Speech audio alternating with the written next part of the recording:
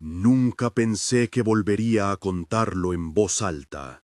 Hay cosas que uno cree sepultadas entre las costuras de la memoria. Los olores, los nombres, ciertos sonidos que no encajan y que con el tiempo vuelven a asomar como si la misma laguna los escupiera. Fui a Catemaco buscando otra cosa. Un rumor, una fotografía, quizás la tregua que te ofrece cambiar de aire. Me traje algo distinto, una marca bajo la piel y la convicción de que hay silencios que conviene respetar. Si te interesa esto tanto como a mí, quédate hasta el final. Suscríbete si quieres recibir relatos parecidos y activa las notificaciones. Si la historia te mueve, regálale un like. Ayuda a que estas voces no se pierdan en el barro del olvido. Llegué al pueblo por la tarde, con la ropa pesada de viaje y la garganta pegada al polvo del camino. Catemaco, en su versión que alguien me dijo que existía allá por la zona de Venezuela, se desplegaba como una pintura húmeda. Casas de madera comiendo la ladera, faroles que respiraban un amarillo cansado, el malecón que se estiraba hacia la laguna como una lengua vieja. El olor dominante era agua estancada y leña mojada. Las ranas, insistentes, marcaban el compás de la tarde hasta que la oscuridad comenzó a hacer su trabajo de ocultar cosas. La mujer de la pensión me recibió sin sorpresa. Tenía la piel curtida de sol y una mirada que medía como quien sabe cuánto puede decirse y cuánto conservarse en silencio. «No ande por allí a solas», dijo al dejar la llave sobre la mesa. No lo dijo como amenaza, sino como entrega de algo que era suyo. Un consejo que venía con el hábito de quienes han visto cosas que no caben en una explicación limpia. Le escuché, pero guardé la advertencia como quien guarda una llave en el bolsillo, no para abrir, sino para recordar que existe algo que deja huella. Al principio, todo fueron detalles nimios.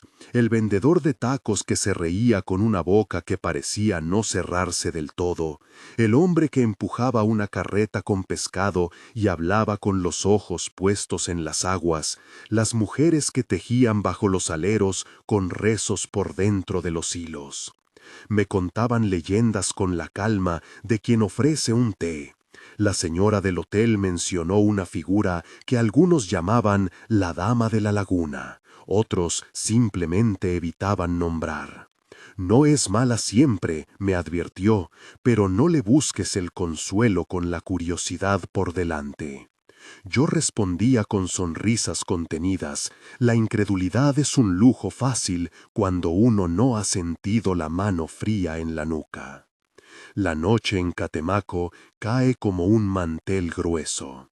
Un viento que parecía surgir de debajo de la tierra trajo un olor más nítido, a hierbas recién cortadas, a cera, a algo que olía a mar, aunque la laguna no lo fuese. Caminé sin intención hacia el malecón, como atraído por una curiosidad que ya no era solo mía. El agua, bajo la luz de los faroles, era un espejo roto.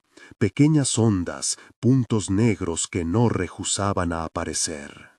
A lo lejos, alguien lanzó una piedra donde la superficie se tragó el sonido. Fue entonces cuando escuché mi nombre. Al principio me dije que era el eco del pueblo, una broma de la distancia. «¿Quién anda?», pregunté en voz baja, casi para probar el timbre de la noche. No hubo respuesta humana. La voz volvió, primero un susurro, después clara, como si alguien pronunciara mi nombre pegado al oído. No era exactamente mi nombre completo, era la forma en que alguien recuerda a un íntimo, abreviada y peligrosa. Un escalofrío recorrió mi espalda. El silencio que siguió no fue vacío, sino expectante. Sentí una atracción vieja y repelente a la vez, como si la laguna respirara y en cada respiración ofreciera una promesa y una exigencia. Retrocedí. Los pasos en el muelle sonaban distintos, huecos. Al volver la vista, vi una figura al borde del agua. Tenía la forma de mujer, y cuando la luz la tocaba, parecía hecha de bruma sólida. El rostro, cuando se delineó, fue como conocer una melodía que no habías escuchado nunca, pero que te resulta dolorosamente familiar. Llamó por mi nombre de nuevo, y aunque sabía que debía correr, mis piernas se negaron. Había algo en ese tono que revivía lugares de mi infancia que creía muertos. No hubo violencia explícita. La figura no me arrojó al agua, ni me empujó con manos insistentes. Su peligro fue otro, menos escandaloso y más adhesivo. Una especie de insistencia que se pegaba a la memoria. Sentí, al tocarme el cuello de manera instintiva, una marca caliente como la humedad del verano. Una huella que no estaba allí minutos antes. No recuerdo si grité. Sé que corrí hasta la pensión con el sonido de mi nombre, siguiendo cada paso, como si la noche se replicara dentro de mi pecho. A la mañana siguiente, la marca era evidente, una impronta, como si unos dedos largos hubieran apretado la piel y dejado un dibujo. En la oscuridad del hotel fingí calma, pero cada espejo me devolvía una mirada desconocida.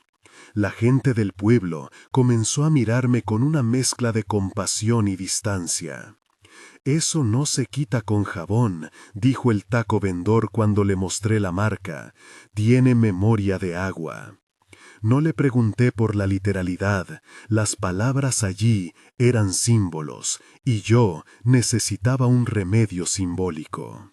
Fue entonces que me hablaron de don Jacinto.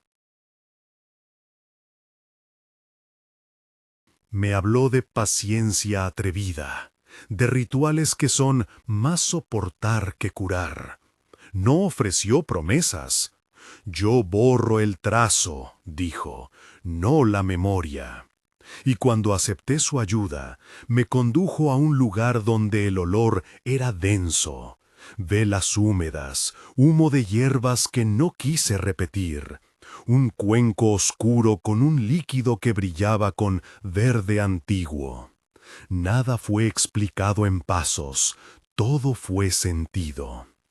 El rito fue corto y largo al mismo tiempo.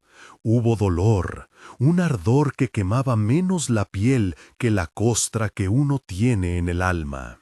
Sentí manos de varios agentes, no todos humanos, y escuché una cantinela que oscilaba entre una letanía y un reproche.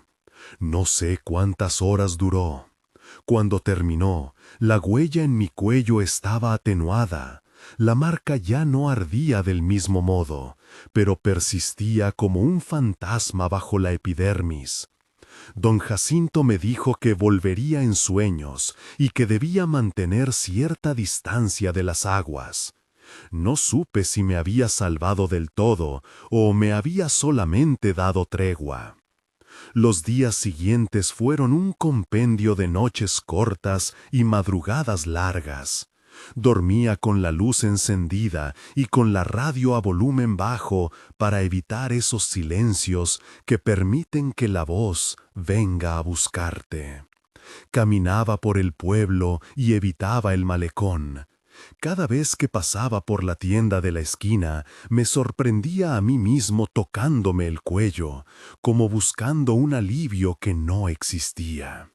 La gente, al principio cordial, comenzó a hablar en susurros.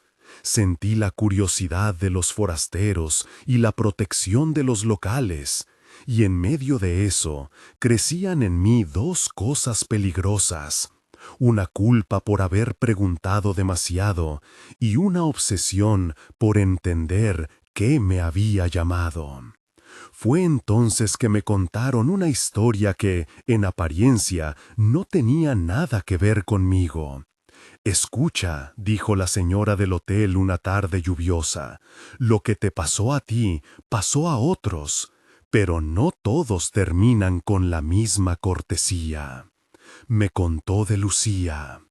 En la distancia del relato, Lucía fue una joven que llegó al pueblo con la intención de quedarse unos meses. Era menuda, con una risa que al principio le endulzaba la voz. Conoció a Leonel, un hombre del lugar que tenía una manera de mirar que parecía prometer mundos. Ella se dejó llevar por esa mirada. Todos en el pueblo sostuvieron la respiración durante ese tiempo, porque la relación entre ambos empezó a adquirir costuras raras, celos que no eran solo humanos, regalos que olían a barro y a ofrenda, noches en que Leonel regresaba con las manos manchadas de algo indefinido.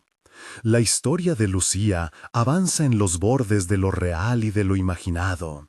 Al principio, los episodios eran pequeños, sueños compartidos, una sensación de presencia en su casa cuando ella estaba sola. Luego vinieron los llamados por su nombre desde la laguna. Leonel reaccionaba con una mezcla de orgullo y recelo. A veces defendía a Lucía con aspereza que olía a posesión. Otros más sabios susurraban que la pareja había abierto una puerta que no sabían cerrar. Una noche, dicen, Lucía se fue a la orilla. No volvió a la mañana siguiente con la claridad de quien ha dormido. Volvió como quien ha pasado por una estación que no tiene nombre. Con los ojos grandes, el habla dispersa y una marca en la garganta semejante a la mía, pero más profunda, como si el agua le hubiera tomado mayor tributo. Leonel desapareció días después. Al pueblo le costó aceptar que la unión entre ambos había sido, en algún punto, una transacción con algo que no entiende de amor humano. Los que la vieron hablar dijeron que estaba llena de palabras que no encajaban, que miraba a la gente como si fueran fotos que ya no pertenecían a su presente. Los curanderos trabajaron con ella, igual que hicieron conmigo, y la devolvieron en parte. Pero la vuelta fue fragmentada, recuerdos que no agrupaban, miedos que la seguían como aves de rapiña. Algunos se atrevieron a nombrarlo, le llamaron posesión. Otros dijeron que la laguna le había arrancado el hilo que la hacía suya. Lucía siguió viviendo en Catemaco, pero no del todo. Andaba los días como sombra, y por la noche, en su cuarto, ciertos ruidos repetitivos la despertaban. Me contaron esta historia como advertencia. La contaron con la gravedad de quien sabe que las lecciones ajenas dolerán menos. Y mientras la oía, sentía que mi marca palpitaba con ecos nuevos. No era coincidencia. El agua tiene memoria compartida, me dijeron, y hay nombres que se vuelven canción para varios. Esa idea me provocó una reacción que no supe nombrar. Alivio por no estar solo y terror por formar parte de una línea que no entendía dónde empezaba ni dónde terminaría. Decidí quedarme un poco más. La curiosidad traicionera no me dejó marchar tan pronto. Quería comprobar si la tregua de don Jacinto era real. Quería mirar la laguna de día y comprobar si la figura se mostraba con la insolencia de la mañana. En el camino, entre charlas y silencios, escuché otra voz, más discreta y grave, la de Esteban, un curandero de la periferia que hablaba menos con palabras y más con la manera en que se equivocaba al hacer silencio. Esteban me explicó algo que don Jacinto apenas insinuó, que hay grados de pertenencia. No todos los que responden a la llamada quedan igual, me dijo, mientras preparaba un ungüento que olía a lluvia vieja. Algunos llevan apenas una bienvenida, otros una clavija. No quise preguntar por la práctica. Las explicaciones de Esteban venían como fragmentos y tenían el encanto peligroso de las soluciones incompletas. Me contó de casos en que la marca se resquebrajaba con el tiempo y otros en que se volvía un mapa que alguien podía leer.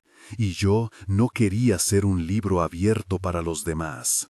Una noche lluviosa, cuando la luna se escondía y la laguna se mostraba opaca como un ojo cerrado, me desperté con la sensación de una presencia en la habitación.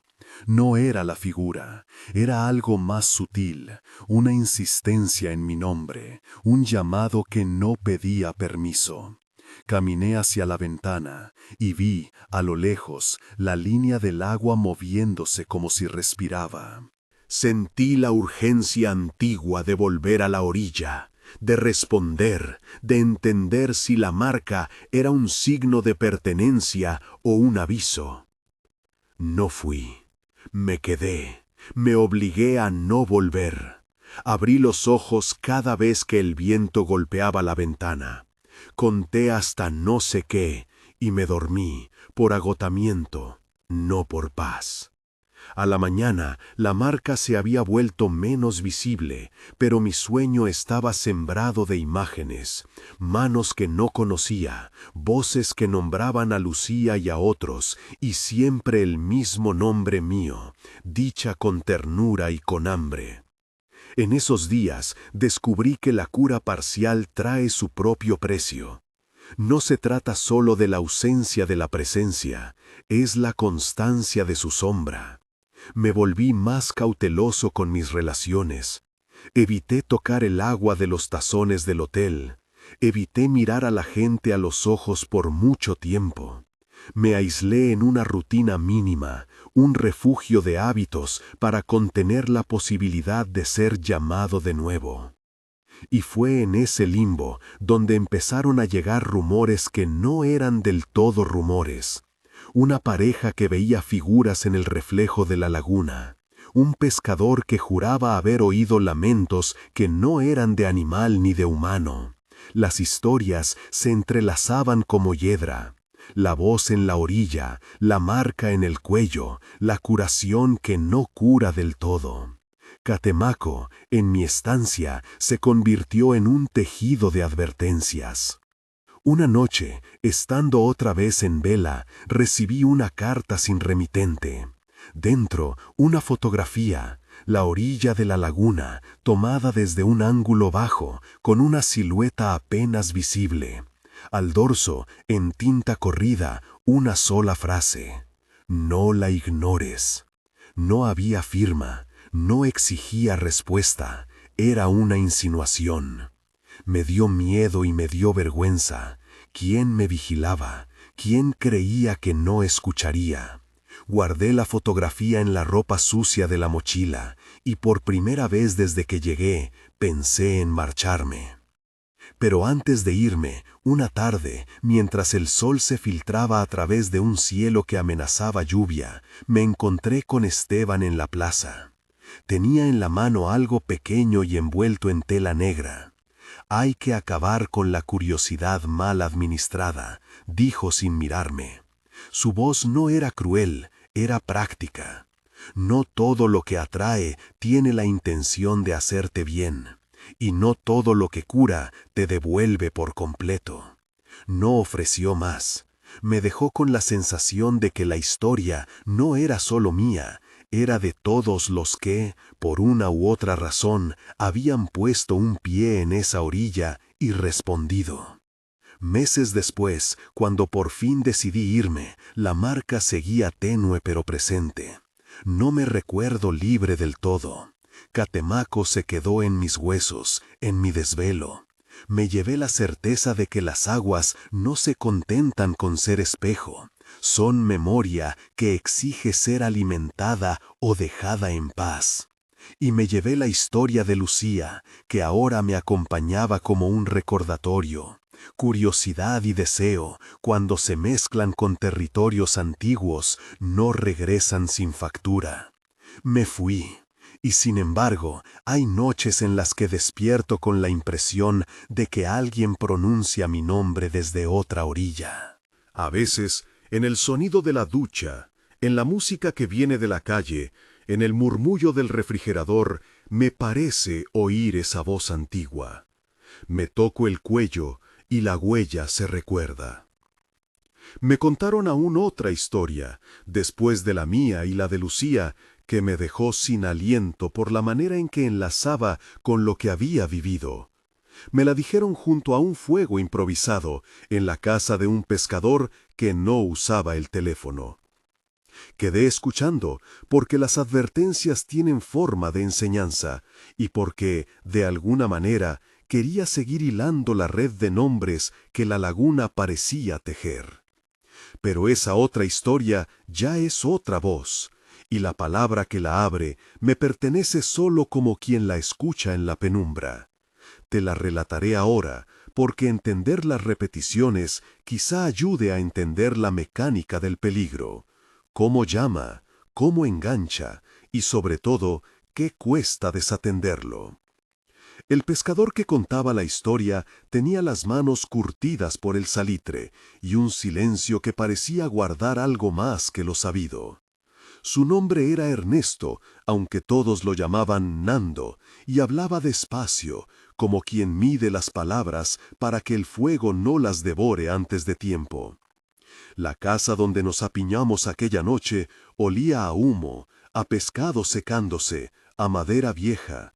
Fuera, la laguna respiraba cercano, un jadeo suave que se mezclaba con los cantos de las ranas. «Esto no es cuento para niños, ni consuelo para extraños», dijo Nando antes de empezar, con una mirada que buscó la mía y luego se perdió en la llama.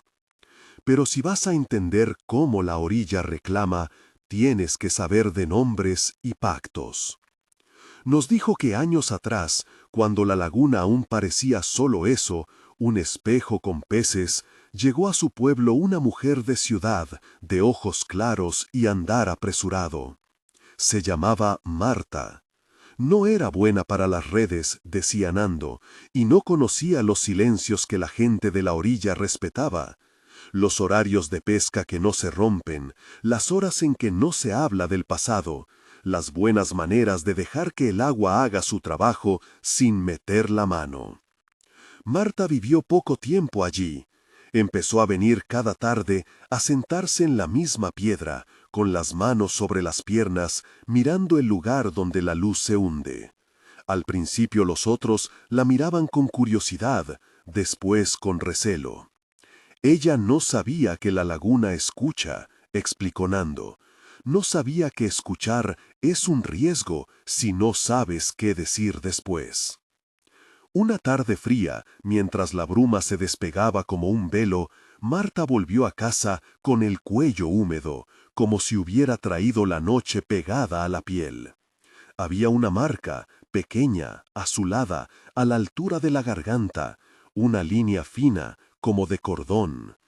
Fue entonces que los viejos del pueblo recordaron una advertencia antigua. La laguna se vincula por nombres, y vincular a alguien es como pondérselo en deuda. Si contestas, si te dejas nombrar, empiezas a pagar. Marta creyó, al principio, que era un juego. Que la marca era un recuerdo que el agua le regalaba, una historia que podría contar a los demás en la plaza. Pero las marcas no son recuerdos, son cuentas. Con el tiempo, su humor cambió. Sonreía menos, y cuando sonreía, la gente sentía que alguien más miraba detrás de su boca. Sus manos, que antes eran inquietas, se quedaban quietas horas enteras frente al espejo de la cocina. Y a veces, de madrugada, partía hacia la orilla con una lámpara apagada, como si quisiera entrar en la noche sin perturbar. Una noche, su marido, un hombre bueno, de esos que arreglan redes y nunca hablan de sus heridas, la siguió. La vio arrodillarse en el borde, meter las manos en el agua y pronunciar su propio nombre. Dijo el nombre como quien llama a la lluvia, con la voz seca de quien ha perdido mucho. Y algo respondió. No fue una voz humana, fue un eco que adoptó la cadencia de la voz de Marta y le añadió otra cosa, una ternura antigua y una promesa de regreso. Marta se volvió hacia él y por un instante no la reconoció. Sus ojos estaban como la laguna en calma, profundos y sin fin. Luego se metió al agua hasta la cintura, casi flotando, y dejó que las sombras la cubrieran. El marido la arrastró de vuelta, la sacó con manos temblorosas, la envolvió en una manta y la llevó a casa. Marta no habló esa noche, tampoco durmió. Miró al hombre con gratitud y con decepción, como si hubiese encontrado algo que no era exactamente lo que había ido a buscar. A la madrugada salió otra vez. Las marcas en su cuello se multiplicaron, como si la deuda se hubiera extendido. El marido entonces empezó a oír voces cuando lavaba las redes, sonidos como nombres que se deslizaban entre los nudos. Eran voces queriendo ser atendidas. Tenía miedo de contarlo, pero un miedo más viejo le ganó. El miedo a que, si no intervenía, la laguna terminaría por llevársela de verdad. No funcionó. La noche en que Marta desapareció, la casa estaba en silencio. La cama hecha, la comida fría en la mesa, la puerta abierta hacia el sendero que va a la orilla. Encontraron sus huellas y luego nada. Solo la huella de agua en las sandalias y la sensación en el aire de que alguien había pasado por encima de la luz. Algunos dicen que se fue con gusto, murmuró Nando, que la otra orilla le ofrecía palabras que curan viejas heridas, pero las orillas no hacen favores, hacen tratos.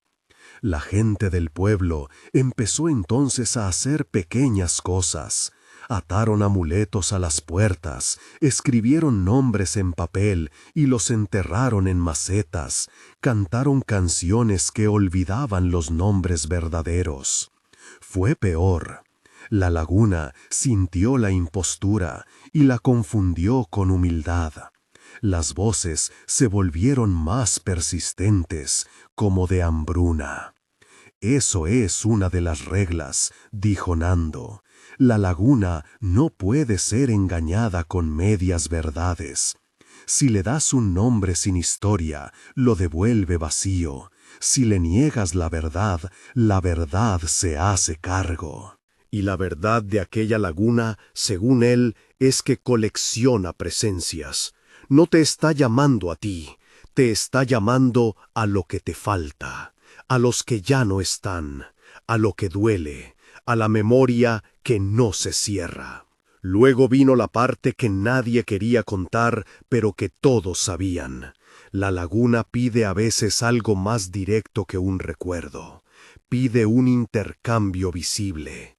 Para uno que vuelve, dijo Nando muy bajo, otro tiene que cambiar. La moneda se llama olvido, o a veces se llama otra cosa. Contó de cómo un hombre, para recuperar a su hijo, negociaría dejar de recordar la cara del niño, y que hubo quienes lo aceptaron y pagaron con su memoria, y vivieron luego sin la plenitud de lo que fueron. Otros prefirieron no preguntar, y vivieron con el hueco que eso dejó.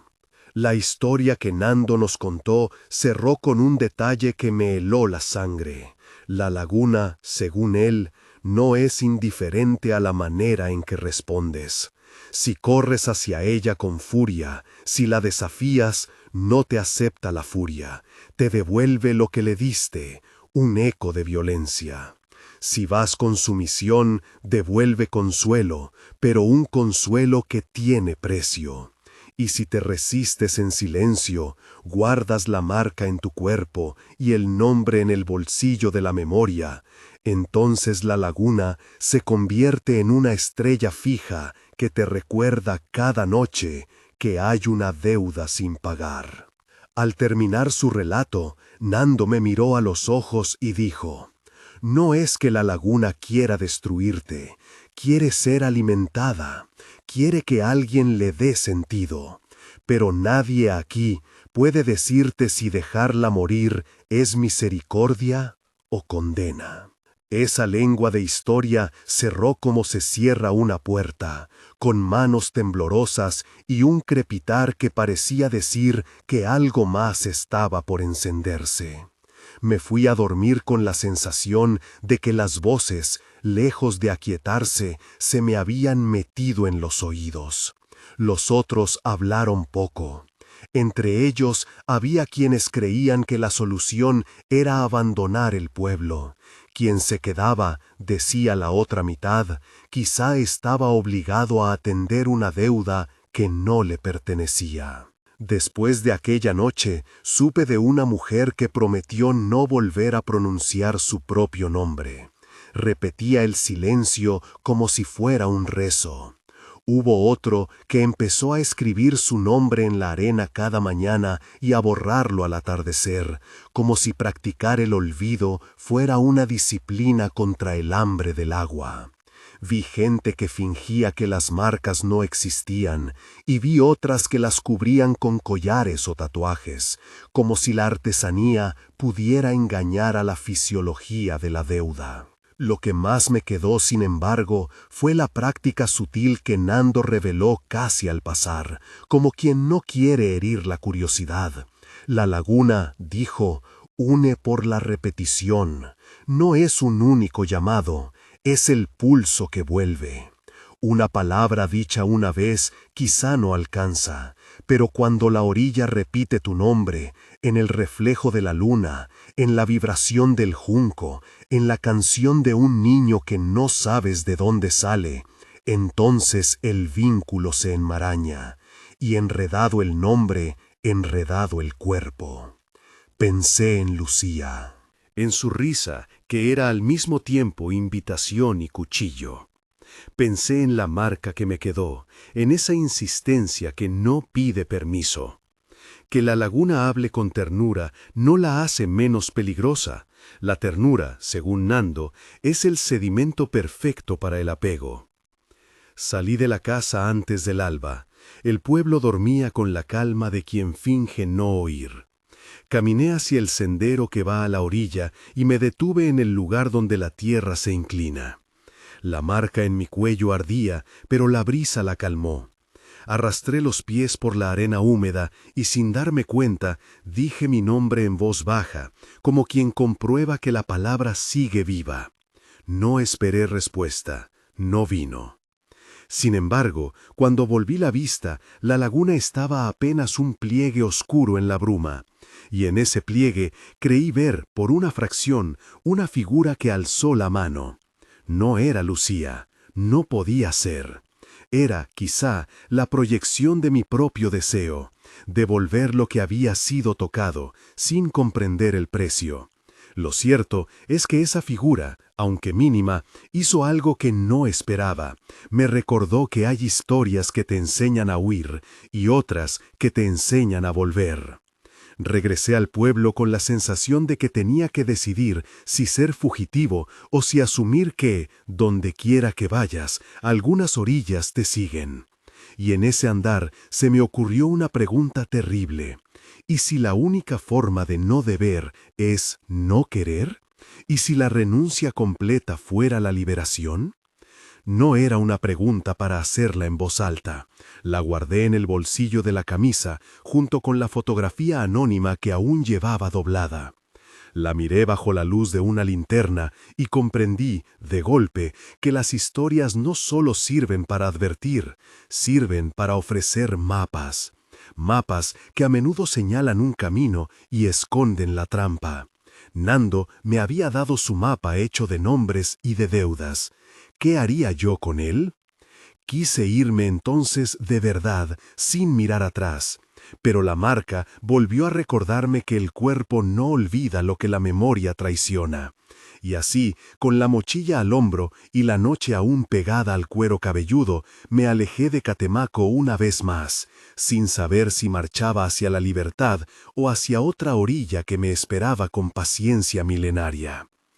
Mientras caminaba, oí en la distancia una voz que no lograba ubicar.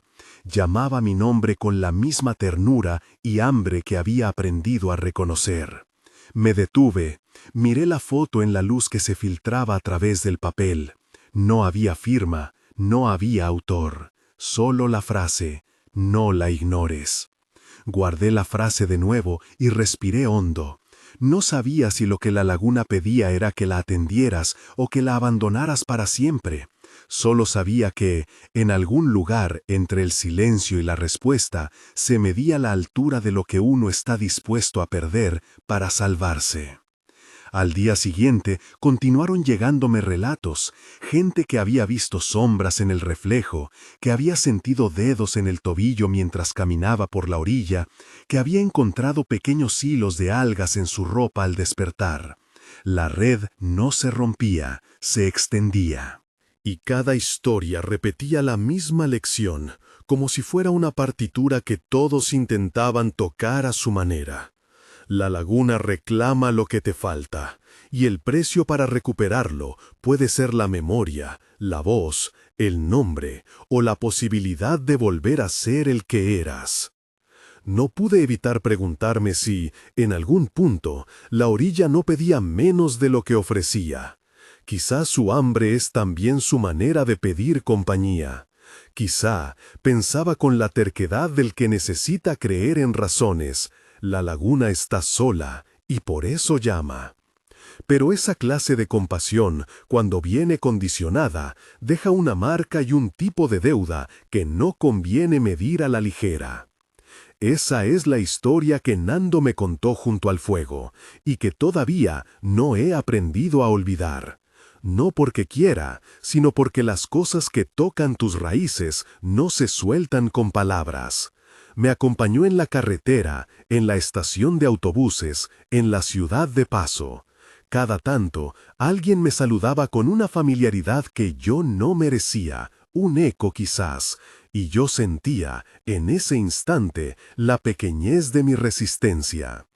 Y así, aquí estoy, contándotela a ti, porque las historias, bien o mal, se multiplican si se las comparte.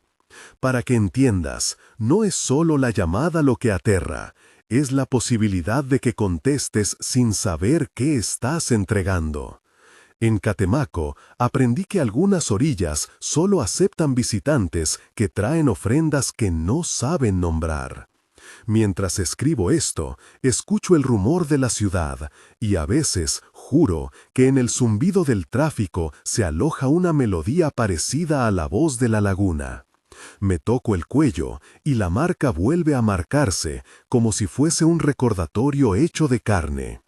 Más adelante te diré lo que vino después, la mujer que aprendió a olvidar su nombre, el hombre que recuperó algo y pagó con la sonrisa, el pacto que alguien intentó romper y las consecuencias de esa ruptura. No lo contaré ahora, porque cada historia merece su noche y su fuego. Pero antes de cerrar esta parte, quiero repetir algo que aprendí sentado ante las brasas de Nando. Si algún día sientes al borde de un agua una insistencia en tu nombre, detente y escucha con cautela. No te lances ni te niegues con rabia. Pregunta, si puedes, qué es lo que la orilla te ofrece y qué es lo que te exige. Y recuerda que hay deudas que no se pueden pagar con dinero ni con promesas. Se pagan con partes de uno mismo que una vez entregadas no siempre vuelven. Caminé otra vez, lejos ya de Catemaco, con la fotografía doblada en la mochila. No la destruí, no supe por qué. Tal vez por la misma razón por la que guardamos recuerdos dolorosos, para que nos impidan repetir los mismos errores. O tal vez porque en el papel, como en la memoria, algo insiste en no dejar que todo se borre. La orilla sigue allí, y la gente la atiende a su manera.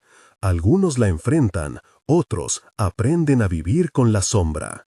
Yo todavía no sé qué significa eso. Pero sé que, en noches como esta, cuando la lluvia golpea la ventana y el viento trae olores de barro y agua, me despierto con la sensación de que alguien, lejos, vuelve a pronunciar mi nombre. Y como te dije al empezar esta parte, hay otras voces, otras historias. Voy a contarte, ahora, la que escuché después de la de Nando, la que me dejó sin aliento por la manera en que enlazaba lo vivido. La historia de una mujer que creyó poder negociar con los nombres, y de cómo la laguna le enseñó que no se trata solo de lo que pides, sino de cómo aprendes a vivir con lo que te devuelven. Se llamaba Amalia, o eso dijeron cuando la vi por primera vez en el muelle, con la falda mojada hasta las rodillas y el libro cerrado contra el pecho. Tenía el pelo tan negro que parecía absorber la luz de la luna, y unos ojos que no terminaban de decidir si miraban a alguien o si miraban adentro. No venía de lejos ni de cerca, venía de un pueblo donde los trenes pasaban a horas extrañas, y la gente guardaba silencios como si fueran monedas rotas. Había llegado a Catemaco con una sola maleta y un montón de nombres escritos en papeles diminutos, doblados como ofrendas. La primera vez que la escuché, no fue ella la que contó su historia, sino una vecina que la había visto subir al cerro con el libro y bajar al amanecer con las manos vacías. «Negocia con los nombres», dijo la vecina, tratando de imitar su voz. Me pareció una exageración. Después me lo contó Amalia, entre caldos de pescado y la preocupación por una vela que no quería prenderse. Y su versión parecía menos teatral y más dolorosa. Yo pensaba que al borrar mi nombre podría borrar también la madre que me quería poco, dijo, con la naturalidad de quien enumera ingredientes. Lo que Amalia quería era sencillo y al mismo tiempo imposible de conjurar. Que el nombre de su madre, una palabra que abría en su memoria golpes y humillaciones, dejara de existir en su boca como si nunca hubiese sido pronunciado. Creía que si el sonido se borraba, se borraría también la cicatriz que la madre llevaba hecha en su piel. Quizá lo decía con la candidez de quien confunde una palabra con la persona entera, o quizá era la única apuesta a mano en un mapa donde todas las rutas estaban cerradas. Llegó al lago una tarde con el viento de octubre, cuando las ranas comenzaban a hacer rondas y las garzas se mantenían quietas como centinelas. No fue sola, llevaba consigo un amuleto, una medalla oxidada, una foto recortada, y los papeles con los nombres. No preguntó a nadie cómo se debía proceder. Había oído historias en un mercado, en una mesa de cantina, en un viaje en colectivo, y esas historias le parecieron un tipo de manual. La laguna, según la versión que había aprendido, escuchaba, negociaba y devolvía. Pero lo que decían las historias y lo que la orilla exigían eran a menudo dos cosas distintas. Se arrodilló en la orilla con la ropa todavía mojada del camino, y uno por uno sacó los papeles. Puso el nombre de su madre en la superficie del agua. Que se disuelva, rezó, o amenazó, no sé. Luego esperó. El espejo líquido hizo lo que mejor sabe hacer, devolvió reflejos. Al principio nada pasó. El silencio del agua fue pesado y ceremonial. Entonces, cuando el viento levantó unas olas pequeñas, el papel giró y se hundió, y con él una parte del aire pareció irse también. Amalia juró que oyó un sonido, una especie de roce, como si el lago aspirara e hiciera invierno. Se secó las manos y se fue. Al día siguiente no recordaba la palabra. Era una ausencia porosa. No había trauma en su recuerdo, solamente un hueco en la página donde la letra debería haber estado.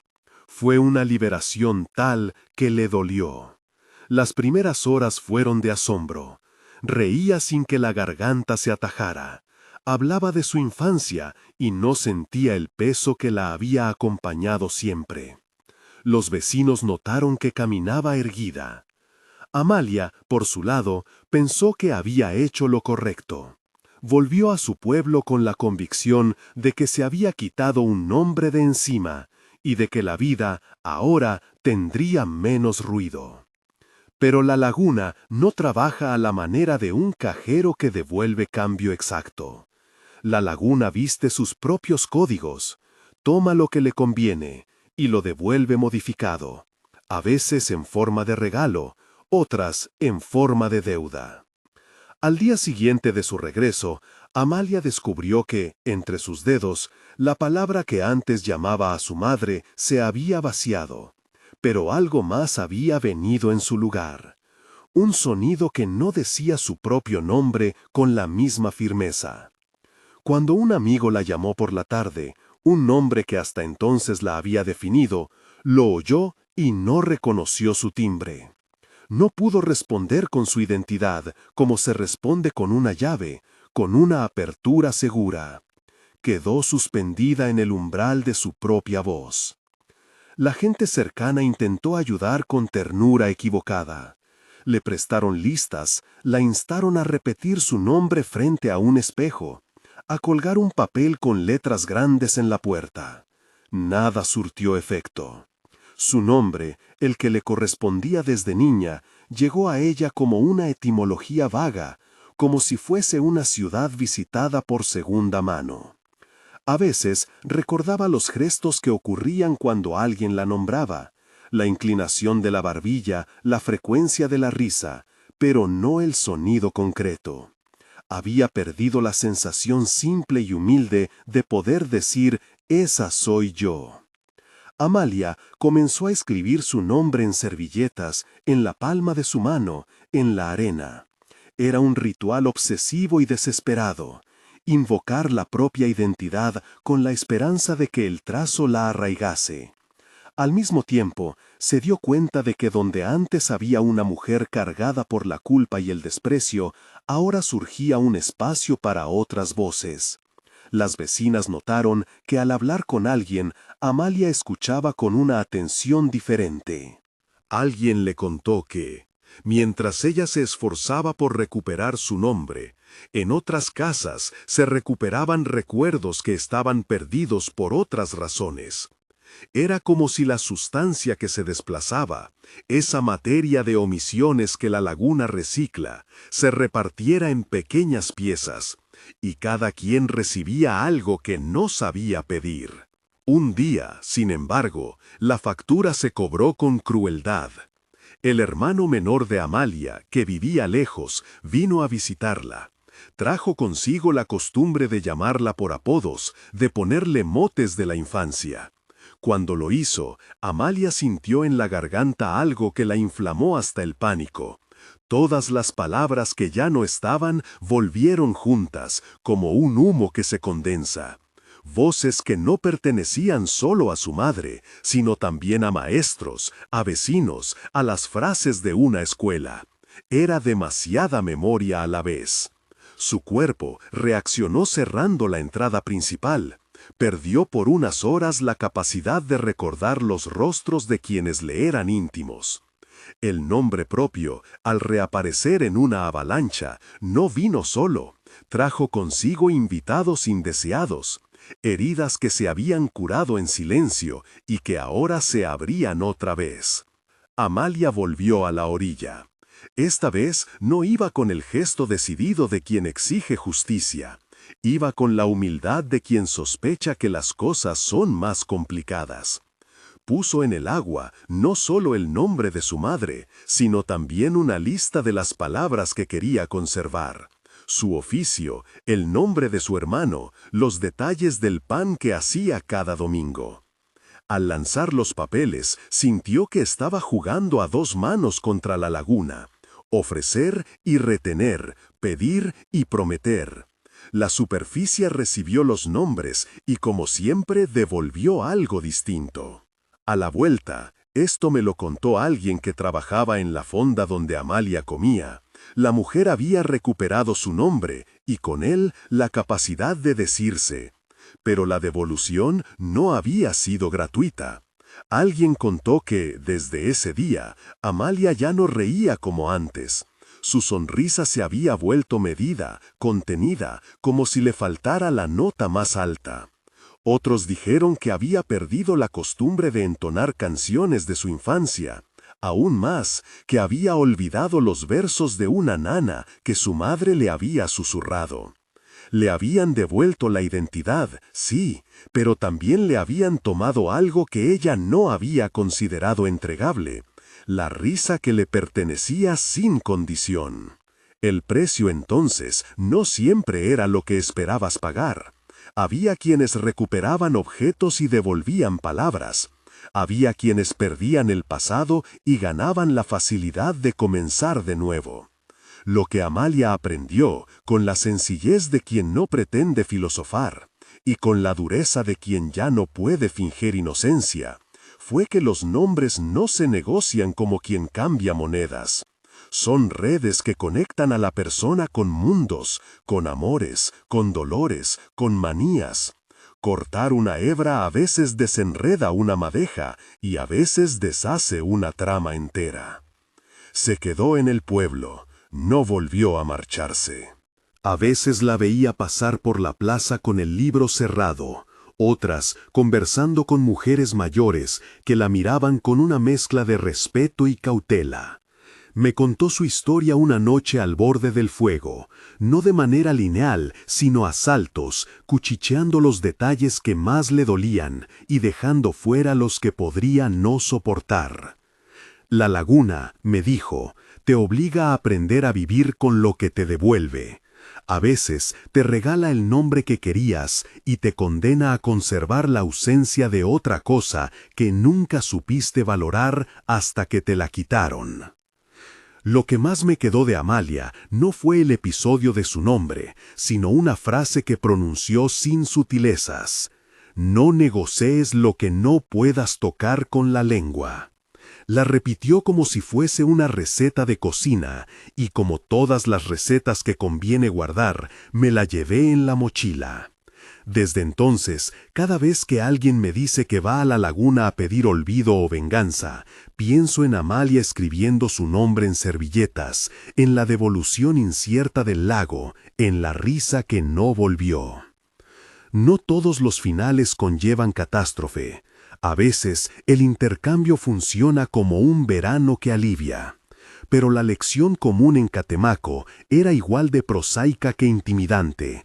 Las ofrendas encuentran siempre una naturaleza propicia para transformarse, y lo que vuelve a ti puede tener bordes que no reconoces.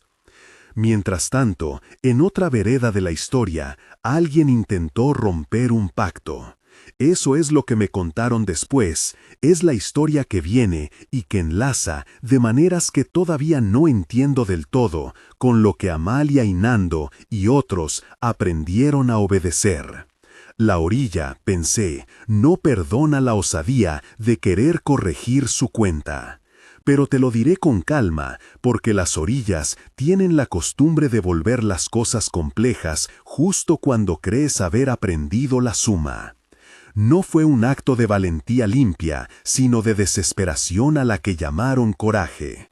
Lo que intentaron no fue romper el agua, sino la regla que la agua guardaba con celo, que lo que se entrega en la orilla no puede volver tal cual.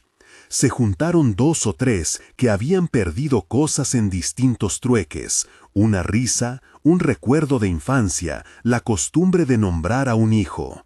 Y con ellos vino otro, más joven, que decía conocer modos de engañar a las cosas vivas. Lo llaman Braulio, y su voz tenía la prisa de quien cree que el mundo aún admite atajos. Eligieron una noche sin luna. La laguna esa vez olía a limo y a nidos viejos. El coro de sapos parecía medirse en silencios cortos, como si supieran que algo distinto iba a pasar. Llevaron mantas, un botellón de aguardiente y objetos equivalentes a los nombres que querían recuperar. una muñeca con el pelo chamuscado, una cucharilla de metal, un pañuelo con el monograma de una abuela. Lo que no supieron traer fue el idioma necesario para negociar con la orilla: calma, humildad y, sobre todo, la aceptación del precio. Braulio habló por ellos. Tenía una voz que buscaba mandatos. «Devuélveme», dijo, y al pronunciar el verbo sonó como si reclamara una mercancía. Hizo un nudo en la servilleta donde puso el nombre de su madre, y lo arrojó con violencia, como si el empuje hubiera de apresurar el acuerdo. Los otros hicieron lo mismo. Ofrecieron réplicas, sustitutos, copias. Creyeron que el lago era un mercader, no un juez. La superficie recibió las ofrendas, y por un instante que pareció eterno, no devolvió nada. Después, la laguna contestó con aquello que siempre responde, aquello que equilibra. No fue con furia abierta, sino con un ajuste frío y exacto. Primero, al hijo de Braulio le vinieron horas sin memoria. Olvidó el ritmo de la balsa, el nombre de la boya en la que siempre dejaba su anzuelo. Luego, una noche, la luz de la plaza falló y nadie recordó cómo encenderla, hasta que el faroler, un hombre de manos ásperas, tocó el metal del farol y una palabra se le negó. Fue la risa de una vecina la que dejó de brotar, y la risa que cayó había sido, sin ellos saberlo, la misma que Amalia guardaba en un bolsillo quebrado. Los que asistieron a la escena juraron no haberlo previsto. Dijeron que la laguna tomó la forma de un espejo que no sabe mentir. Cuando le habían ofrecido imitación, devolvió mutismo. Cuando pidieron un nombre sin ofrecer su peso, devolvió ausencia. Las viejas de la fonda comentaron que las ofrendas deben hacerse con cuidado, porque el lago no perdona la negligencia. Se cobra lo que uno no estaba dispuesto a perder, dijo una, y lo que vuelve no siempre cabe en la casa a la que regresa. Nando fue el primero en comprender la extensión del daño. No por atrevimiento teórico, simplemente los hilos que se tensaron aquella noche rozaron la red donde él también estaba colgado. Había perdido, años atrás, una temporada buena de pesca a cambio de una promesa. Y su promesa había enseñado a la laguna a pedir en plazos. Cuando la broma de Braulio vino a alterar el calendario de las cosas, Nando sintió cómo su propia cuenta se desviaba. Las redes se cerraban sin pez. Los peces, si volvían, traían en la boca notas mudas, como si hubieran ido a la orilla y hubieran oído un nombre que no podían pronunciar. Salió a la orilla al amanecer sin decir palabra. No llevaba ofrenda ni intención de negociar. Fue, más bien, a mirar y a registrar las consecuencias, como quien visita una enfermedad para entender su contorno. Los hombres se dispersaron cuando lo vieron, porque Nando había aprendido a moverse con la gravedad de quien sabe el costo de la osadía. Se acercó al agua y soltó un susurro que nadie escuchó, y la laguna le respondió con un ruido ligero, como si cerrara un libro. Aquel día la plaza estuvo extrañamente callada. Las mujeres que vendían tortillas guardaron la harina en bolsas más gruesas, como si protegieran algo frágil. Al mediodía, un perro que no ladraba desde que había nacido levantó la cabeza y dio una sola nota astillada, y esa única nota pareció confirmar un viejo temor: que las orillas no solo restituyen y quitan, sino que reescriben las economías de las cosas.